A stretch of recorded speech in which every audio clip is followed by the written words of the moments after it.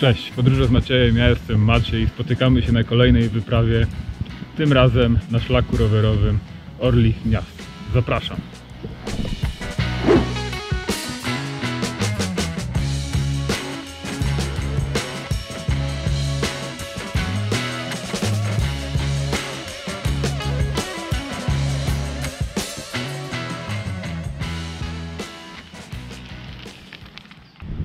A zanim to wszystko się zacznie, to jeszcze kilka spojrzeń na klasztor sławny na Jasnej Górze. Zobaczmy, co tu się wyprawia.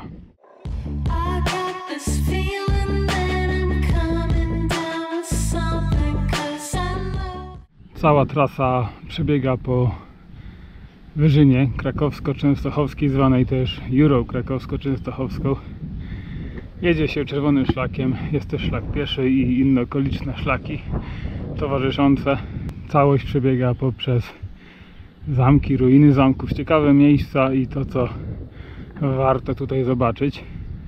Trasa ma około 190 km, łączy Kraków i Częstochowę. Można zaczynać z dwóch stron. Ja wybrałem Częstochowę po to, aby dojeżdżając już do końca po prostu domknąć do jakiejś stacji kolejowej i wtedy przedostać się do Rzeszowa. Szlak ten już od dawna budził u mnie taką chęć przyjazdu tutaj. Jeżeli poszukacie w internecie, to jest to najbardziej pewnie polecany szlak, jeden z najbardziej polecanych szlaków w Polsce. Wszędzie są o nim jakieś wzmianki, no i postanowiłem to stestować. Wiem, że to po części prawda, ponieważ ścieżka jest dobrze oznaczona, ponoć nawierzchnia też jest w porządku, a na drodze czeka dużo atrakcji. Zobaczymy jak ze sklepikami, ale chciałbym też pozwiedzać zamki, a to zamki nie sprzed 200 lat, nie sprzed 300, tylko do czasów Kazimierza Wielkiego, więc kawał czasu już minęło. Większość to ruiny, ale ruiny klimatyczne i myślę, że w tym będzie tkwiła cała magia tej wycieczki. Trasa 110 km, przewidziana na 2-3 dni w moim przypadku, bo zamierzam coś pozwiedzać, nie tylko jechać. No i cóż, zacieram ręce, posmarowałem się kremem i do boju. Wyposażony jestem w sakwy, w których mam namiot, śpiwór, matę, jakieś drobne narzędzia. Znajdzie się też lornetka, aparaty różnego typu. Nie mam kuchenki gazowej, będę spał po dzikich miejscach albo kempingach, których widziałem, że jest sporo na trasie, a będę jadał w polskich smacznych restauracjach lub też w sklepikach. To jest naprawdę fajny pomysł na spędzenie tu czasu i odciążenie rowera przy okazji. Jadę na spokojnie, nie śpieszę się, co mnie spotka, to łyknę, dosłownie i w przenośni. Sam szlaczek jest dość dobrze oznaczony, póki co czerwona kreska, mnóstwo znaków nawet w lasach, skręty czy nie skręty, poza tym takie drogowskazy, gdzie, ile i za ile. Szlak jest położony w dwóch województwach, śląskim no i małopolskim. Zobaczymy, czy będzie różnica. A zamki nie były nigdy rozdzielone województwami. W czasie, kiedy je budowano, były w Polsce, miały bronić Krakowa przed najeźdźcą. No i zastanawiam się cały czas, jak tylko zacząłem o tym szlaku czytać, jak to się mogło wydarzyć, że za czasów jednego króla nabudowano tak dużo zamków, bo tutaj w tej Jurze, na tym terenie jest tych zamków około 20. Takie słodkie. Ula powie, że Lizję podsikał. Wszyscy na pewno znają nazwę Jura krakowsko-częstochowska czy Jura, ale co to jest tak naprawdę? I czytałem sobie w pociągu trochę o tym, więc opowiem tak w skrócie i chyba trochę na temat.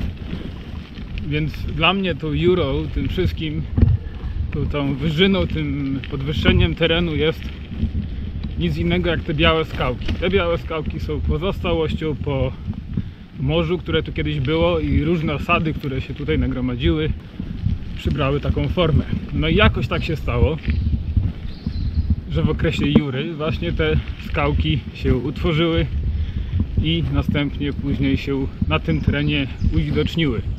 Na niektórych innych terenach też one są, tylko są pod ziemią, nie widać ich. Tutaj widać. całość tych zdarzeń sprawiła, że mamy do czynienia na tym obszarze z różnymi formami, z takimi rzeczami jak maczuga Herkulesa, jak jaskinie, jak wzgórza takie wyrastające nagle znikąd, przybierające różne formy. Szczególnie dużo tego jest w Ojcowskim Parku Narodowym, tam skały mają po prostu imiona i nazwy. Spojrząc tylko na mapę tych terenów wszystkich dookoła, no mnóstwo, a to mnóstwo jest różnego typu małych wzniesień.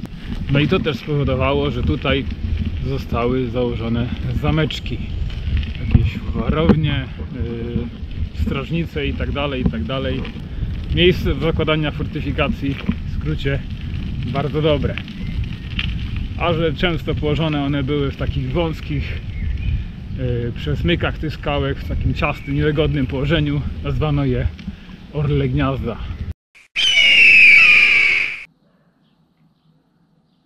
Zwykle taka ławeczka jest tam, gdzie jest kapliczka albo sklepik, a tutaj tak znienacka, żeby wypić piwko i popatrzeć na ładny widok. Jedzie pociąg.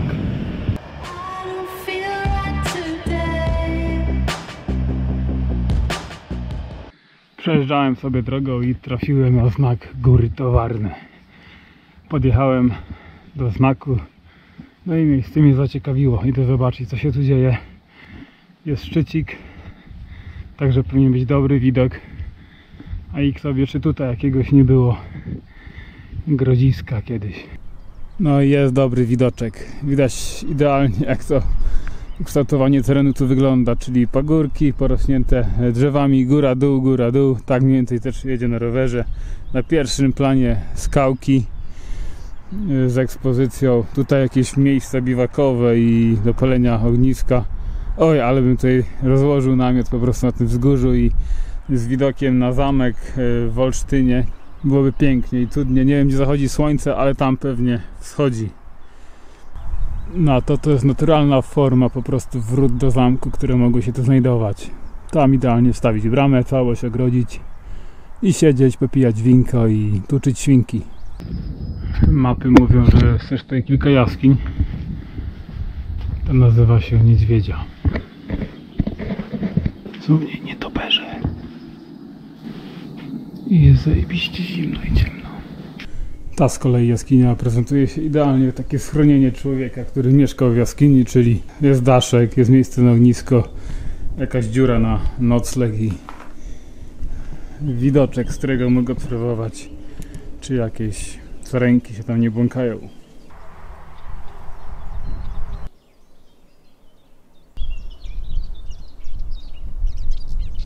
Na razie tego jeszcze jakoś super nie doświadczyłem, ale tutejsze pijawki są wyjątkowo zapadlaste i sypkie, takie najgorsze piaski do jazdy.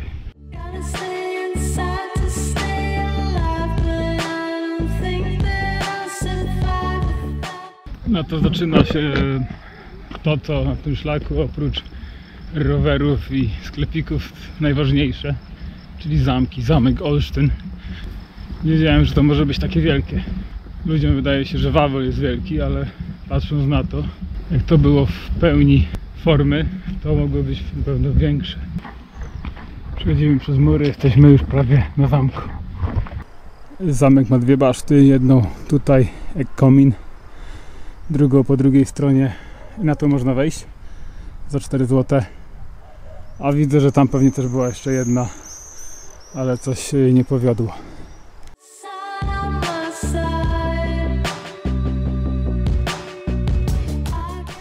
Tam z kolei część z cegły, pewnie z jakichś późniejszych okresów.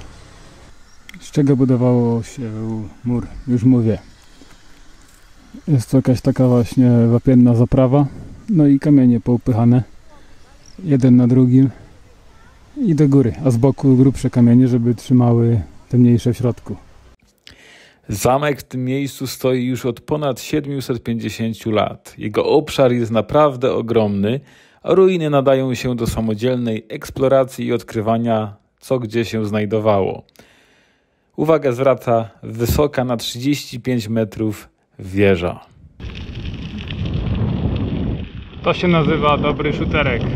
Rower idzie jak burza, tutaj tylko szyszki hukają. Oho. wykrakałem. Ale pachnie takim zielonym, iglastym lasem. To takie sanatoryjne klimaty wypoczynkowe. Sosnowy, elegancki las. Czy to nie sosnowy?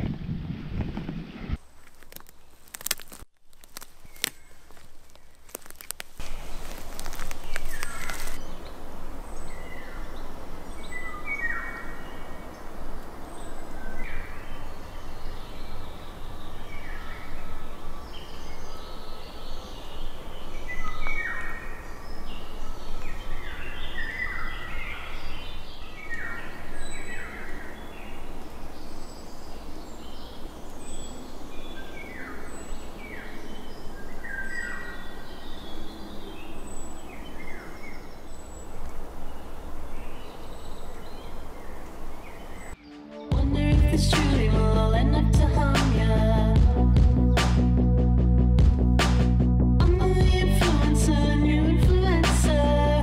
Oh.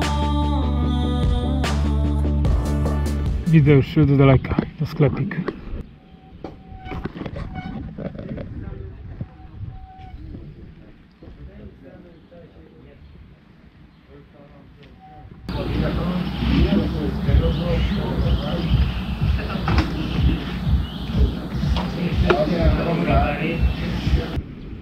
Święty Idzi.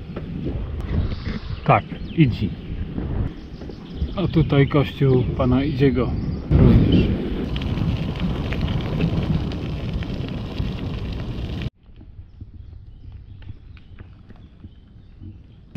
Jest taka aleja sławna drzew gdzieś w Irlandii Północnej, gdzie to kręcono grę o Tron. Byłem tam i dupa, prawda? Jest ona tak tłoczna i tak już teraz zanieczyszczona przez turystów, że cały ten urok jej tylko można zobaczyć pewnie w filmie, kiedy wycięli wszystkich ludzi stamtąd. Ale tutaj to jest prawdziwa atrakcja. Zero człowieka, piękne drzewa, równie fikuśne, a naokoło łany zbóż. Jeszcze nie dojrzałe, jeszcze nie gotowe do zbiorów, ale już dojrzewające dość srogo. Feeling that I'm coming down with something, 'cause I know I don't feel right today. Gotta stay inside to stay alive, but I don't think that I'll survive without the sun on my... Miasteczko Widmo czeka na weekend.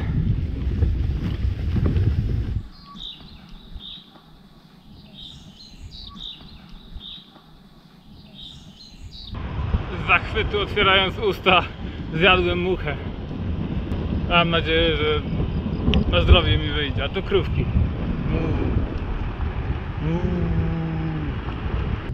Co w tych domkach było? Jest ich strasznie dużo i wyglądają tak samo. Jest stodoła, czyli może jakaś stodoła na sianko. Każdy miał po swojej stodole, a mieszkał gdzieś w bloku albo w domu ciasnym. Niektóre ze ścieżek szlaku są naprawdę eleganckie, tak jak ta właśnie. Czegoś coś więcej. Dobra droga, dużo zieleni, zero ruchu, zero hałasu.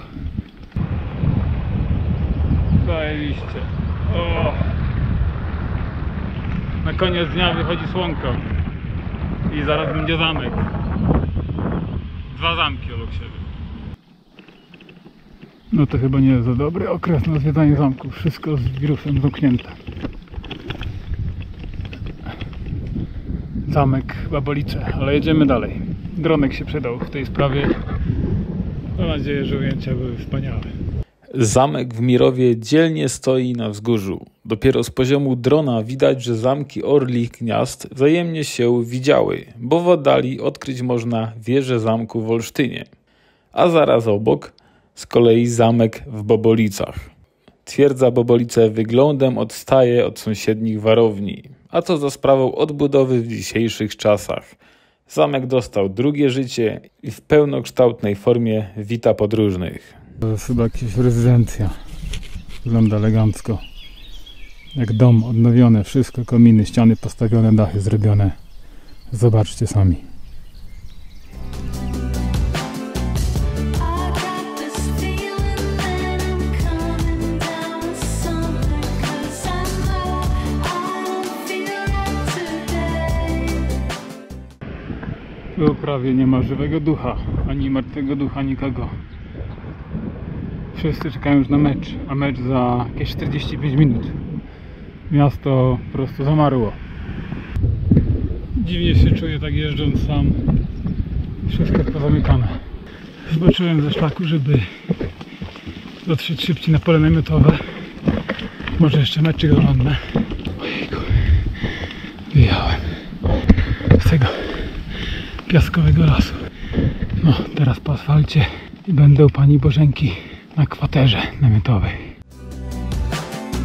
Gotta stay inside to stay alive, but I think Wojsłowi wspomniane. Bardzo wolno oczywiście. No to jest drugi gol. Zobaczymy, jak to się zakończy. Wy wiecie, ja jeszcze nie wiem. Są emocje. Szwedzi wbili nam gola. Zeruję piwko. Zajechałem na obóz. Mecz poglądałem, ale dupa z tego. Ostatni raz, tak się bawię. To jest obóz u pani Bogusi. Nic mu nie brakuje. Ma klimat. Może nie jest jakiś super utrzymany w niektórych miejscach, ale to jest miejsce, gdzie człowiek chce wrócić. Ja już tu poczułem, jak tu przyjechałem. Zobaczmy, jaka będzie noc. Stawiam namiot gdzieś tutaj obok altanki, ma dzisiaj padać. Mam nadzieję, że ja się dziś uchowam z boku tak trochę i ominie mnie ten deszcz. Jak nie, to się po prostu schowam gdzieś tutaj. Namiot prawie już stoi, piję 2 piwerka, które się nam zryngoliłem. Pani po prostu jest tutaj i przy okazji prowadzi obozowisko, o które dba. To nie jest taki biznes, jaki robi się czasami dla biznesu. W środku, w lokalu widać, że kiedyś to była dobrze prosperująca instytucja, teraz trochę chyba gorzej. Nie ma za bardzo ludzi, jest tylko jedna para. Mnóstwo zdjęć, mnóstwo jakichś takich pamiątek z dobrych zabaw z przeszłości. Są toalety, można kupić też ciepły prysznic, piwko za 6. Coś tu była jakaś inwestycja zrobiona, ponieważ trochę powstało tych altanek i takich tego typu rzeczy. O, uderzyłem się w piszczela. W każdym razie, jakby nie było, jest miejsce, gdzie można przytulić spokojnie głowę do śpiwora i zmrużyć oko, a rano nie martwić się o wodę, o jedzenie czy o piwerko wieczorem. I tutaj właśnie zostaję. To jest miejsce na dzisiaj.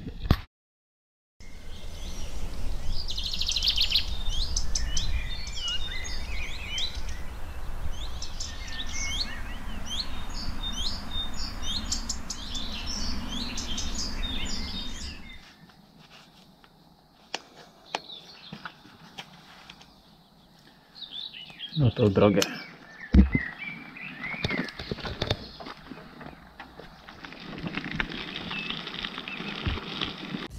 gotta stay inside to stay alive, but I think that I survive without the sun.